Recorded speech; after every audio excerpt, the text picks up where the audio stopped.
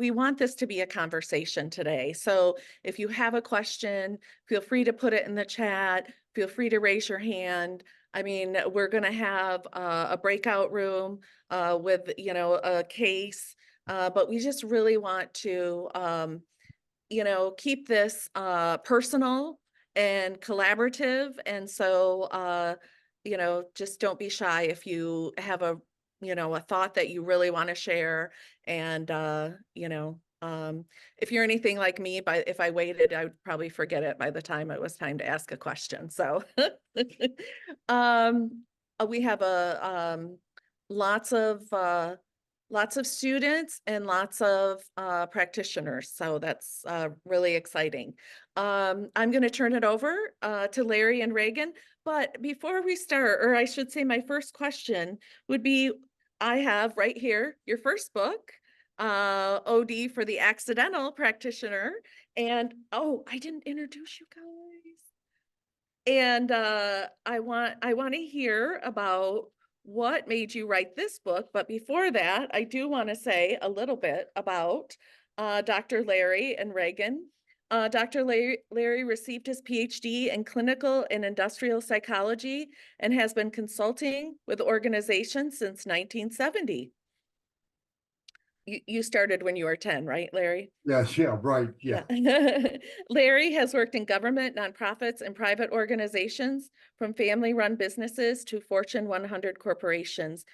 Reagan is currently a team lead for the U.S.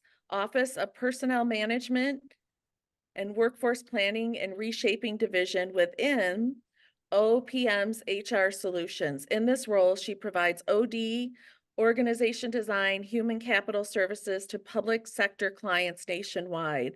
Reagan previously served in the private sector in training and development positions. Across her federal career, she has served in civilian positions within the Department of the Army and the Defense Logistics Agency. Wow. That's why you guys are trailblazers. So, so tell me a little bit, why did you write the book OD for the Intentional Practitioner? Yeah, so it's a great lead in. So thank you for the introduction, and it's great to have folks here today. We do want this to be interactive. Larry and I are big on creating skillful practitioners, and so we've got to do that by practicing our craft. We initially wrote OD for the Accidental Practitioner about 4 years ago now, and that idea came from our attendance at the ODN conference in Vegas years ago. And when we were sitting there in so many different sessions and talking to so many different folks, just about anyone who introduced themselves said something like, "I'm here because I don't know what OD is," or "I think I want to practice OD and I need to learn more about it," or "I'm just getting out of school and I want to learn, what it looks like in the real world," or any number of things. Or "I'm really in training and development," or "I'm really in HR." Heck, maybe we met people who were engineers and they were at the conference. And that's where we came up with the phrase accidental practitioner, because there's something about organization development that folks gravitate towards at some stage, either in their education or career. And you don't necessarily have to have that organic plan laid out for coming here. You realize there's an interest in it, there's skills you may have aligned to it, and you just start going on this trajectory. So you accidentally get into the field. It just happens a lot. And one thing that's great about that, right, is we come in with some sense of it's something you probably want to do. But the challenge therein lies is it's a lot of knowledge about the field out there. There's a lot of different viewpoints on what OD is and how to practice it and what it looks like and who should be doing it in organizations. So it can feel quite overwhelming. And so our goal in writing OD for the Accidental Practitioner was, how do we kind of make this manageable and practical and get folks thinking about, I'm now in this field, how do I move towards more skillful practice of organization development? And so that was our first book. And that's led us to where we are today, which is our second book, which is OD for the Intentional Practitioner, which is just in the final stages before we release it. And what we wanted to actually start with asking folks on the call today is, what is an intentional practitioner to you? Because that might be, accidental practitioner was a term we hadn't really used before we wrote the book, but folks seem to gravitate towards it. So it would be interesting to hear what folks would kind of say if I heard I'm an intentional practitioner. What does that mean to you? You could share it in the chat, you can come off your mute, just kind of share your ideas around what is an intentional practitioner when you hear that term.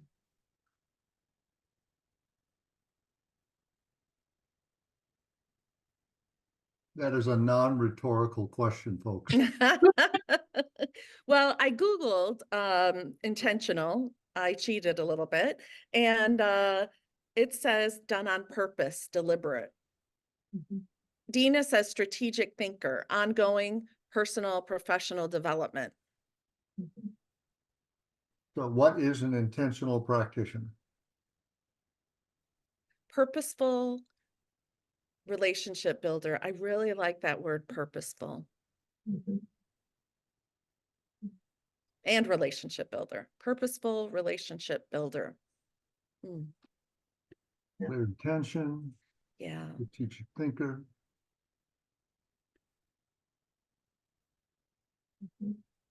All right, so we got some responses here, okay?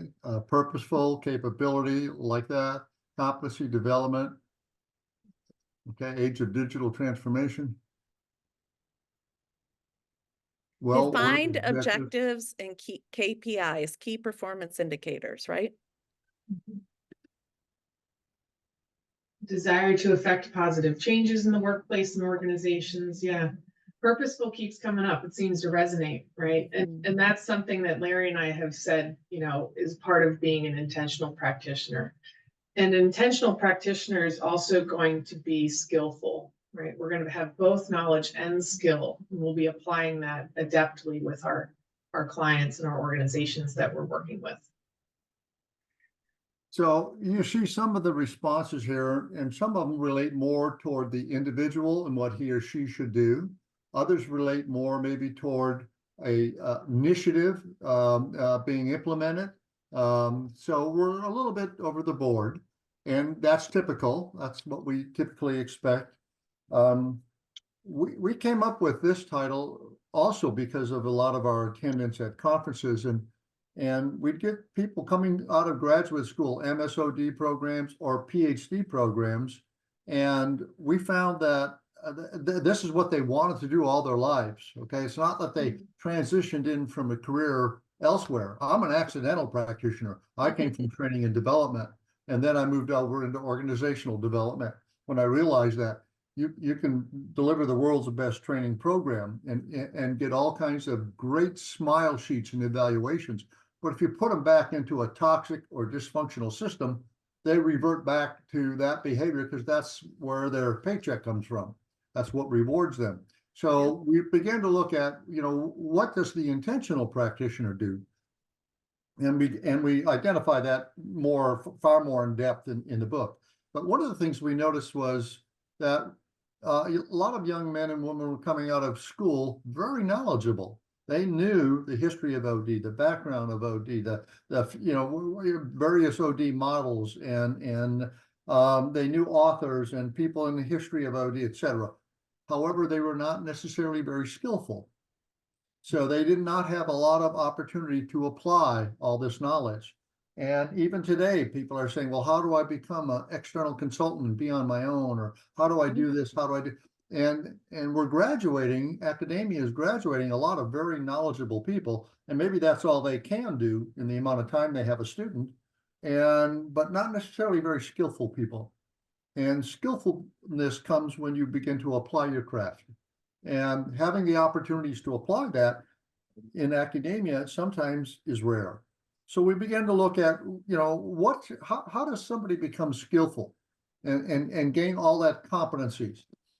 So, and it's a broader question than that as well, because if I asked you how skillful are you, everyone on this call would probably tell me you're fairly skillful.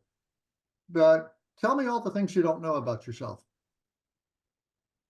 Well, of course, you can't do that. Tell me all your blind spots. Well, you can't do that either. Okay. I'm sure I have many though. Exactly. We all do. We all have a lot of that. So when you look at areas where you don't know about yourself, it's very difficult, obviously, to be skillful in it because you don't even know about it. All right. So there might be many areas that we need. ODN has their competency model and it's extensive. You know, they have their wheel. And I remember when I took the test, when that test used to be available, the assessment, when that used to be available, I came out of that deciding I wasn't competent at all. You know, because there were just so many areas that I, you know, didn't apply to me and I didn't use and I didn't know and whatnot. So how do we become more skillful?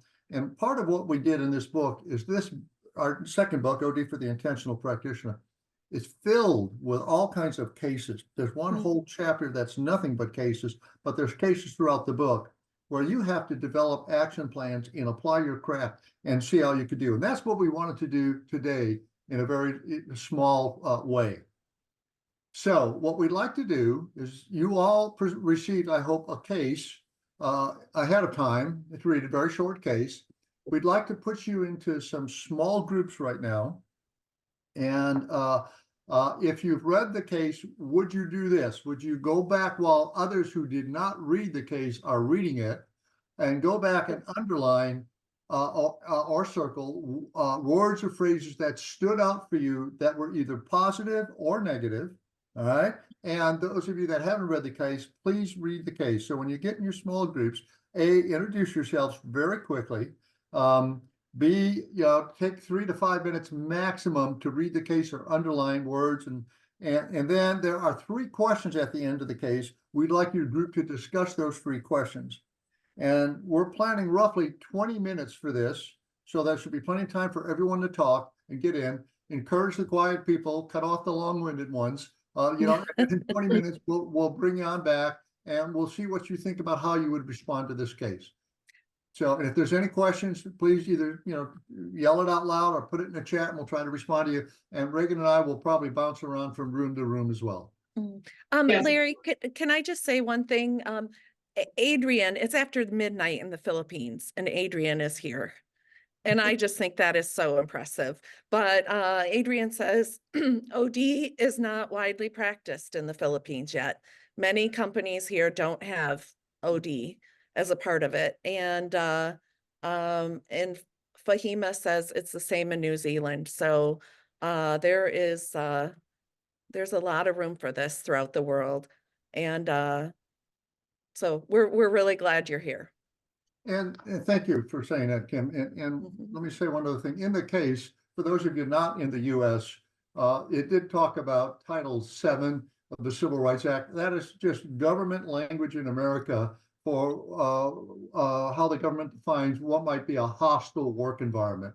So it's just some regulation for hostile work environment. You may have something similar or different in your own country. Oh, yeah. And you referenced the Tuckman model in the case, and that is, what is Tuckman? It's Forming, storming, norming, performing. Yep. And some have added adjourning now. So Right. Yep. Welcome back. So it sounds like you had some lively conversation.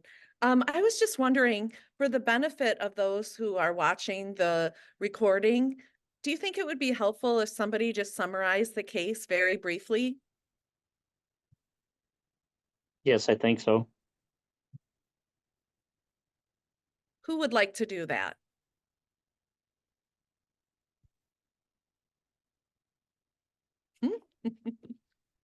Okay, Kimberly, this is Dina. You did such a good job, Dina. Well, thank you. So it's 1,800 employees. There's a new department or a new team. The consultant is requested to help the team set new goals and and values that are in line with the corporate values. And upon arrival, the consultant has kind of come into a hot mess where there's fighting in the hallway. Their senior managers are not demonstrating the values. They have values printed on the walls, but the senior leaders' words and actions are not aligned with those values. And I if I remember correctly, people on the team are maybe concerned about how are we going to create values when our senior leaders don't even follow values? Wonderful. And, you know, there's, I think you said there's a supervisor or manager who likes to yell and holler and, you know, the hot mess is probably a little bit more than the consultant thought when they were coming into the organization, right? Yeah, and it also appears as though the consultant didn't really have very much lead time. Mm, yes. And maybe that's just speculation, but So what do you think, Larry and Reagan? Do you think we could just ask the questions and have someone answer them, or? Yeah, Larry, you gotta come off mute. Larry, come off mute. That would help a whole lot. Okay. I was just giving away a lottery ticket to a Y. Sorry, you missed that. All right. So, how? Yeah, if the group could please a spokesperson or some person from the group, how did you respond to the questions? Or, given our time, what would you do now? This event occurred. What would you do now going forward? And anybody, just take yourself off mute and jump in, please. We'll have Yeah. this be a for real live discussion. So do you only deal with a team, or do you include senior managers, the HR director, your point of contact, and the person in the hallway? How do you handle these issues? For me, Kimberly, I would say that definitely I needed to have the engagement plan at the very beginning of the journey.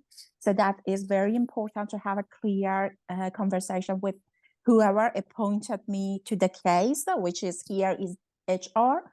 So I would have, usually my approach is the lean approach. I would go with the, problem solving approach and understanding the why I have been asked to do this one and how much the why is clear to everyone within the team that we are engaging them. Then we need to have the nominated people from the team, and definitely senior level, it would be the people that I would ask to engage with. I really like that, Fahima, and and I just want to remind everyone, it's like 5 a.m. in New Zealand where Fahima's at. So you are you're a rock star, Fahima. But I just I think it's, if I could just add to what you said, it's so important to keep the mission, right? The mission in mind. But working closely with the HR director, right? And seeing if there are ways to be more inclusive in this situation. Yes, So let thank me you. ask a question, and I know Eric and Benoit, you guys, we've talked about this, but the human resource director hired you. So is your client the human resource director, the individual, the person, or is your client the organization? What do you think? I would say the organization, because the culture of the organization and the alignment between the mission that I am appointed to do, the team building for that 21 people, should align with the value of the organization. So the overview of the whole of the organization and that alignment is very important. So what obligation then do you have to the organization? Obligation. I feel like it's the HR director who who hired you. I mean, they work for the organization, so I guess it's both, right? I guess it would be an and situation, but it's really working with the HR director to work with that department. What Yeah, if the agreed, Kimberly. supervisor in the hallway that was cursing and swearing was the HR director? Ooh.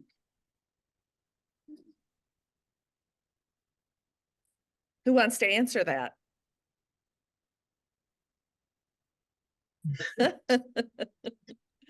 Oh, we got some emojis coming up here. Oh. think Ty was starting to say something before you asked that question, Larry, so. Oh, I was only saying I agree with Kimberly. There's a both and here. But I think that in the end, if you quote unquote help the organization but don't fulfill the deliverables that the HR person is expecting, will they still pay you? Well, how many times do you work with an organization and senior management or some part of it is the problem? Yes. And And then so, you yeah, go ahead. have to speak truth to power Yes. and to say, so if the client is the organization, then you're there to help the organization. And no matter who the issues or where the issue lies, you're there to help the organization. And is it not in our code of ethics for OD that we have to make sure that the environment is physically, psychologically, and emotionally safe? And if this is an unsafe environment, do we then have some obligation to at least mention it to those who had hired us or the point of contact and say, here's what I'm seeing? Now, we can't change it, and it's up to the organization to take that information and do with it what it was, but have you not then at that point fulfilled your obligation as a consultant, whether you're internal or external? Adrian has their hand raised.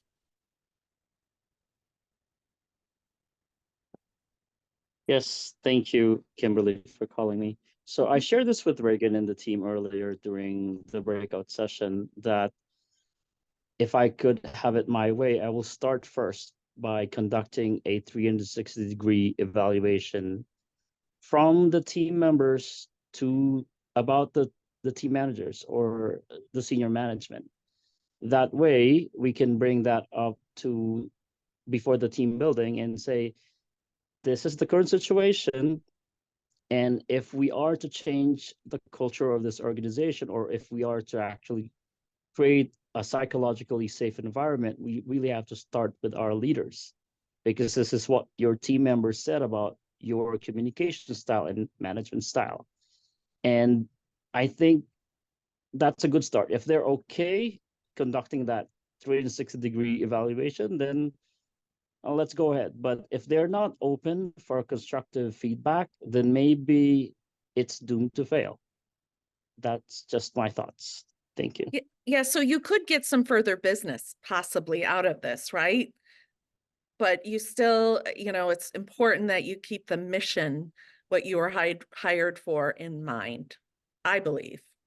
Yeah, I agree with you, Kimberly. And I think that Adrian's not necessarily wrong, but Yep. this would be a deeper conversation with the HR person then. Right. If you're going to do, I just believe that making sure that you're still doing what you were hired to do or choosing to walk away at the appropriate time is still important. So communication is highly important in this situation where you're communicating your thoughts and providing the information. Like Larry said, if you feel like there are certain things that need to be brought up, I don't think you should be afraid to bring it up, but you just need to make sure that you're keeping the mission in mind, and that if you're helping to reframe the conversation or what's going on, keep in conversation with that HR person. So Eric. Ty and I know each other, so I'm going to push back Ty a little bit, and then you please push back on me if you want to. So let's say that I say I was hired to do team building, and that's my focus, that's my goal, that's my contract. But I now realize once I get there, given all that I'm hearing from everybody, that it's doomed to fail. What do I do now? Do I continue on, or do I do something different? Is it doomed to fail though? I think that you still, it depends on how the team members are choosing to engage. And I would definitely not discount them. Also, I'd like to know kind of what's going on in other parts of the organization. Can people who have been successful in their department in creating a culture that does not mimic the overall culture be brought in or be talked to? Can you talk to the team and ask them if they want to choose to have a better environment and a better psychologically safe engagement with each other, and let them choose and make a choice? Yeah, Eric. Oh, yep.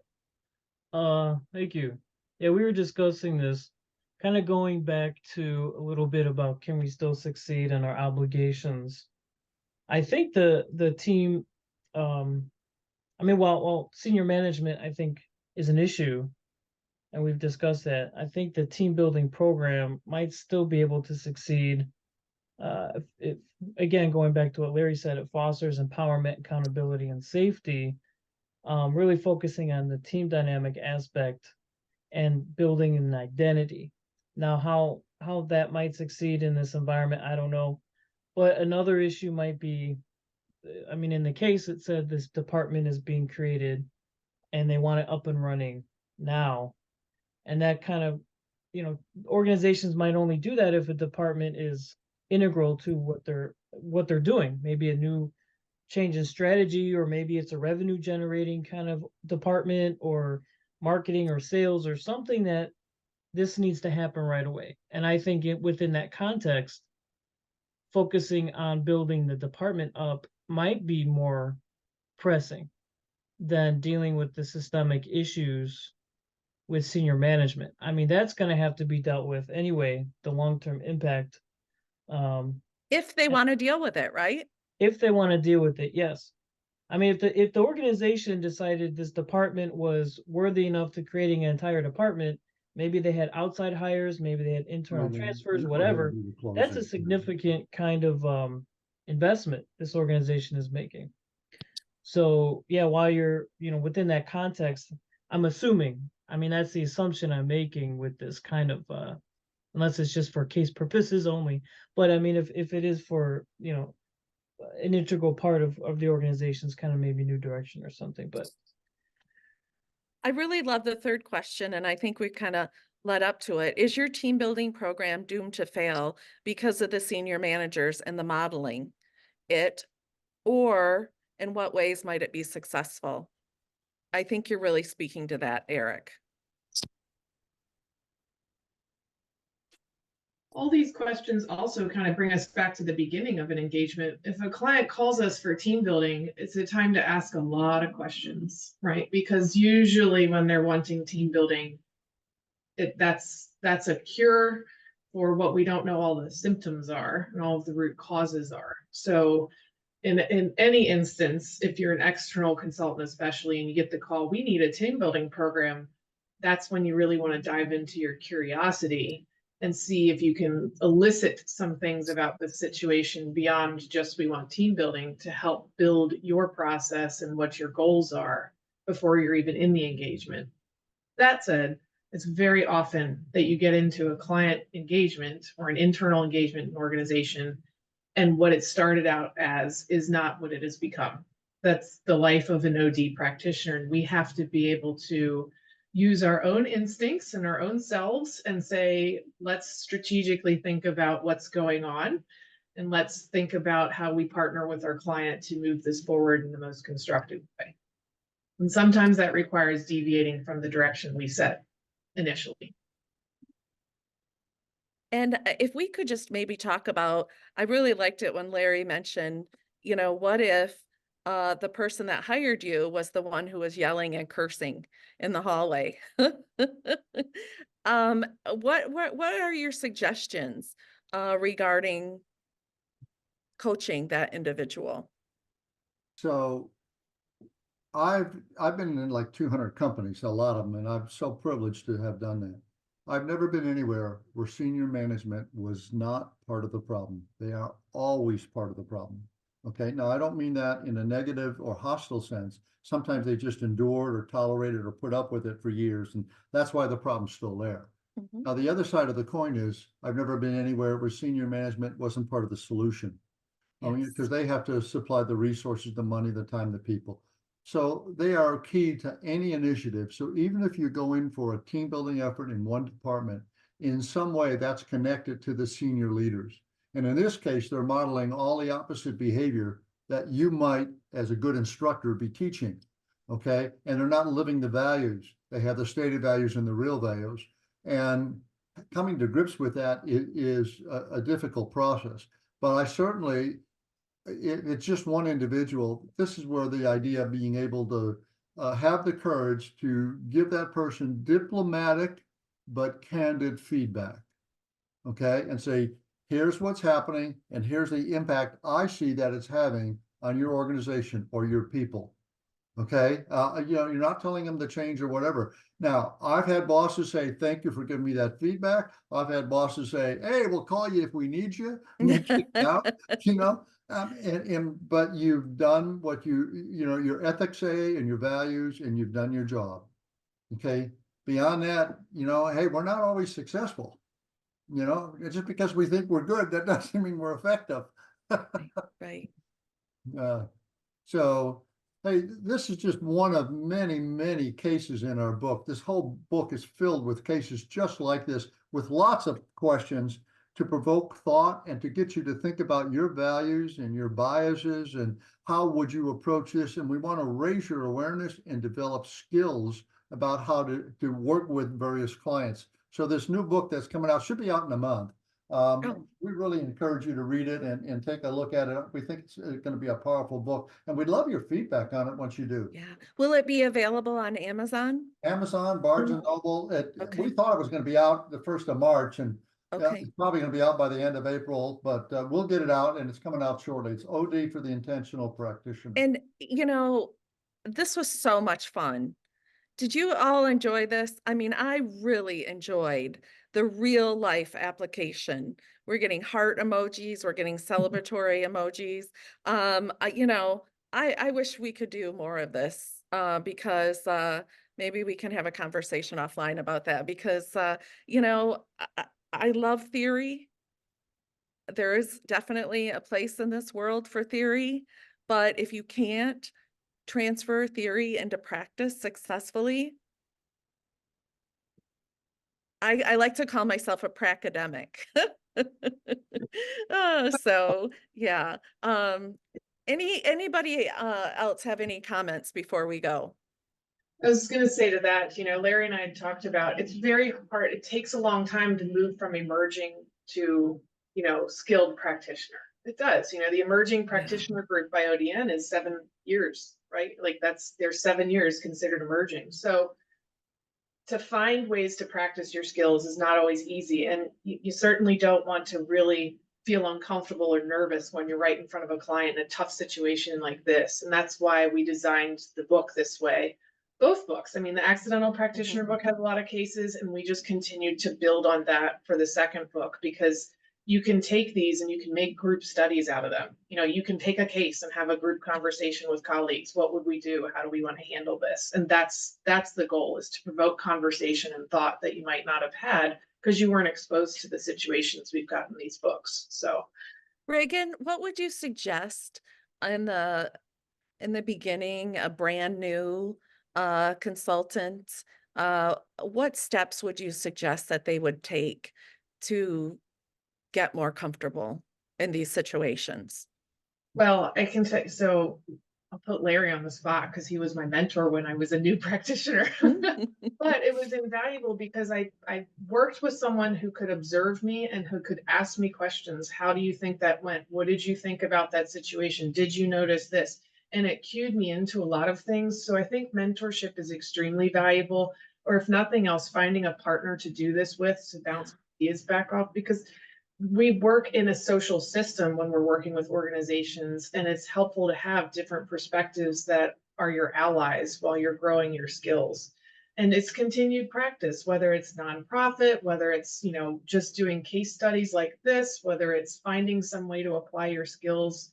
Heck, sometimes when I'm watching a movie or reading a book or something, I'll think about, you know, what would I do as an OD practitioner? So it's about getting out there and being willing to take a risk and trying out what you think you know and seeing how it goes. It's not always going to go perfectly, but you've got to keep practicing in order to get those skills. And you might have to do a little volunteer consulting, right? With a mentor at first, but yeah, that's how you learn. So awesome. Thank you so much. I really appreciated this conversation. And Fahima has a question. What is your question, Fahima? Oh, she says, Hi, how? Kimberly, it's been go ahead. quiet, you know, in my head that I'm trying to handle it. That if we are dealing with that department as a in silo, team building in one only department, what's going to be the value for whole of the organization? Or is that department is the initiative of the team building program for the whole of the organization? So the scenario, I think it could be either but that is quite important to know that what is, in what situation we are dealing with that. Yeah, and I think that's very, that's the important distinction that the consultant has to make, right? Yeah. And work with their point of contact and determine, what direction they want to take. Definitely, because again, it's the alignment with the entire organization values. So if that's not the initiative and I want to build this team building for one department, to me, I would say that how it's going to create success for the whole of the organization.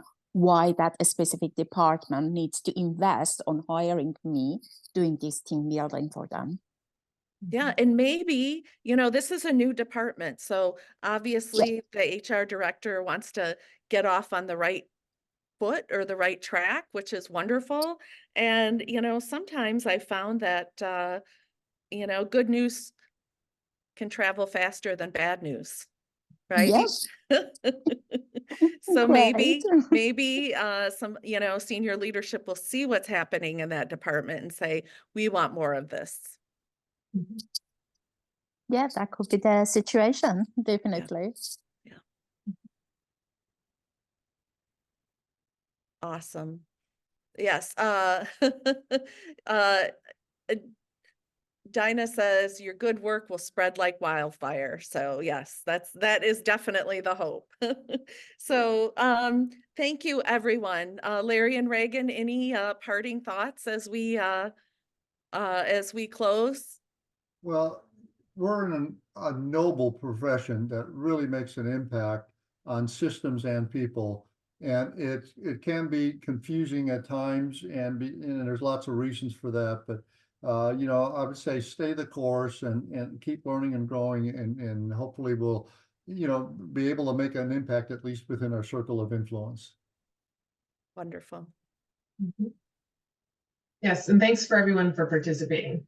Yeah, it was so much fun. Thank you. And I feel like I made some new friends. So if anybody wants to contact you, what would be the best way to contact either of you? Regan? Well, I'm on LinkedIn. That's the easiest thing I can tell you right now. Yep. Yeah, we're both on LinkedIn. So just probably, via LinkedIn would be the best way, easiest way. Awesome. Yeah, Thank you. I look at my account at least once a year. Oh, thank you, everyone.